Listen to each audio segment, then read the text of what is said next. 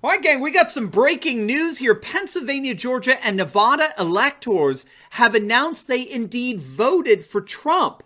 That's right. We're going to take a look at what happened today as the Electoral College met to vote for president, how some GOP electors announced they cast their ballots for Trump, what it means for the ongoing contesting of this election, and why all of this further underscores the fact that this is not yet over by a long shot. You are not going to want to miss this. Welcome, everyone. Dr. Steve here with you, ready to bring you our latest episode celebrating the inevitable collapse of left-wing globalism and the unstoppable rise of the new conservative age. So if you haven't already done so, you know what to do. Make sure to smack that bell and subscribe button. We'd love to have you as a regular part of this channel where each and every day we focus on optimism and encouragement in the midst of all the defeatist fake news nonsense spewed out by our mainstream media. Before we get into it, make sure to click on that link below and head on over to my special website for My Patriot Food Supplies. We saw with the whole crazy pandemic insanity, we cannot wait for an emergency to happen before we respond to one, and no one makes preparing for an emergency more ridiculously easy and affordable than our good friends over at My Patriot Supply. Gang, they're simply the best. Their food kits last up to 24 years in storage, 25, shall I say, and include breakfast, lunches, and dinners. And best of all, they have a guarantee policy that will knock your socks off. And if you act now, you can save $100 off a full 4-week emergency food supply when you click on that link below to my special website. You heard that right, 100 smackers off, so do not wait. I've got my food supply. Make sure you get yours. Click on that link below or go to preparewithsteve.com and save $100 off your very own 4-week emergency food supply today. All right, guys, let's dive right in here. We got some breaking news here and a shocking turn of events. A number of Pennsylvania and Georgia electors have indeed cast their votes for President Trump. This is what was originally reported. We now know that Republican Nevada electors have also cast their ballots for President Trump, declaring him the winner of their 6 electoral votes. Now, the Pennsylvania and Georgia voters are what are called procedural votes. This has been done before, back in 1960, where Democrat electors challenged Richard Nixon's victory in Hawaii by submitting a conditional vote for John F. Kennedy. It was procedural in that they believed that there was still the case that a court could overturn the results or a recount could be outcome determinative, which it was back in 1960. A recount ended up giving Kennedy the state of Hawaii. So this procedural vote by Republican electors in both Georgia and Pennsylvania in effect declares that this election is still being contested. It's not over. And this seeks to preserve any legal claims that they may be presented going forward. Now, according to the Pennsylvania GOP representatives, the Trump campaign asked the Republican electors to do the procedural vote to preserve any potential rights to legal challenges that could overturn today's vote. Now, earlier today, President Trump's senior advisor, Stephen Miller, told Fox News that President Trump will continue to challenge the 2020 election, even though the Electoral College was meeting today to vote for Joe Biden as president-elect. And Miller reiterated that January 20th was the only date set in stone by the Constitution. So he believes the Trump team has more than enough time to prove their case. He also said that an alternative slate of electors will vote in contested states, and those results would be sent to Congress as well, which appears to be precisely what we saw in Nevada today. Again, underscoring that this indeed continues to be a contested election. President Trump left no doubt last night in terms of his intentions. He tweeted out that as long as this election is contested, the votes cannot be certified. The election is officially under protest. In the meantime, the president's lawyer, Rudy Giuliani, and the Trump legal team they're filing a suit in every single one of those states that the Texas suit filed against, but this time on behalf of President Trump. If you recall, we did a live stream on Saturday on this, after the Supreme Court threw the Texas suit out, claiming that it lacked standing, that Texas was not directly affected by the actions of Wisconsin, Michigan, Pennsylvania, and Georgia.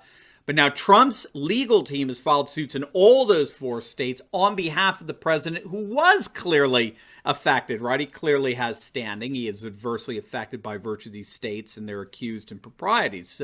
And so you have immediate filings in all 4 states. And at the same time, you still have Sean Parnell's and Mike Kelly's case against Pennsylvania. You got the Republican party of Pennsylvania's case regarding the Pennsylvania Supreme Court's illegally changing Pennsylvania Law Act 77. In addition, you've got a Michigan court granting access to the Trump team to their Dominion voting system machines. And then this morning, the Wisconsin Supreme Court decided in favor of the Trump team in ruling against Wisconsin county clerks who declared voters indefinitely confined because of COVID. The key there is that if you have indefinite confinement status in Wisconsin, you're allowed to bypass their very strict voter ID law if the voter is declared confined due to their residence, due to age or physical illness or some kind of disability. What happened is that you had clerks telling voters that because of COVID, all voters automatically qualified for indefinite confinement status, which of course is absurd. And I believe the Wisconsin Supreme Court was unanimous in ruling that the clerks were wrong in telling voters that they could be automatically counted as indefinitely confined simply because of COVID. Now, given that Biden is only about 20,000 votes ahead in Wisconsin, we'll have to see what happens as a result of that decision. The Supreme Court of Wisconsin did throw out the Trump team's bombshell lawsuit to disqualify over 221,000 mail-in ballots that had no record of a written request. In Wisconsin, you're not allowed to vote by mail unless you actually request a mail-in ballot. During the audit in Wisconsin, it took upwards of 10 days. The Trump legal team found over 220,000 ballots that they claim had no record of a written request, so they asked the Wisconsin Supreme Court to throw those ballots out. All the court right now is doing, all the courts are doing, is they are signaling they want nothing to do with this. They're not going to throw out 220,000 votes, right? They're kicking this back to the state legislatures, which is where the Trump team has wanted it all along. The courts aren't going to want to get involved. Legislatures are going to have to do that. And the legislatures in these swing states, the Trump team wants them sending alternative electors to Washington, D.C. on January 6th. That's the date that the president of the Senate, that's Mike Pence, the vice president, he is supposed to certify the electors. If he does not certify them, then it gets kicked into the House, as I understand it, where every state gets one vote. Right, you send each state legislature sends delegates to the House of Representatives. You got 30 Republican states, 20 Democrat states. Every state gets one vote, and Trump wins re-election easily. And I argued Saturday on our live stream after the Supreme Court threw out the Texas mega lawsuit against the four swing states, Wisconsin, Michigan, Pennsylvania, Georgia. This is why I argued this is not over by a long shot. All right, not even by a little bit. There's still so many moving pieces here. Anything can end up happening. And now you've got this bombshell report that we now have contested electors in 3 of the 6 swing states, which is the 4 states sued by Texas plus Arizona and Nevada. Now, I would like to talk to you also about what's going on with the Dominion voting system's forensic examination in Michigan that a judge ruled needed to be made public today, and it was. I frankly don't feel comfortable talking about this on the YouTube platform. They've been demonetizing our videos that continue to follow the Trump campaign's contesting of this election. So in line to that, I want to encourage you all to join our Turley Talks Insiders Club. This is an exclusive membership site that we put together precisely as a hedge against big tech censorship. And the best part about it is you get direct access to me. We have a live Q&A every Thursday evening. It's exclusively for our Insiders Club members. We've got a whole library of deep dive videos, a new one every week, again, only for our members. You get super discounts on all our merch. You get access to a live stream with me every week where I give you a preview of the videos that I'm putting together for the week, which you could give me your input on. Plus, you'll be part of an international group of conservatives from all over the world. You're going to absolutely love interacting with them and the fellowship that we have. And to make it even sweeter, just so you can try it out, if you click on the link below today, you're going to get your first 2 weeks absolutely free, no obligation. But that offer is about to expire. So make sure to click on the link below, sign up for our Insiders Club, get your first 2 weeks absolutely free, and I'll look forward to seeing you at our exclusive Q&A, this one Thursday night at 8 p.m. All right, so as all of that's going on, we have some new polling out that shows tremendous support for the president. This coming from John McLaughlin, the personal pollster for the president.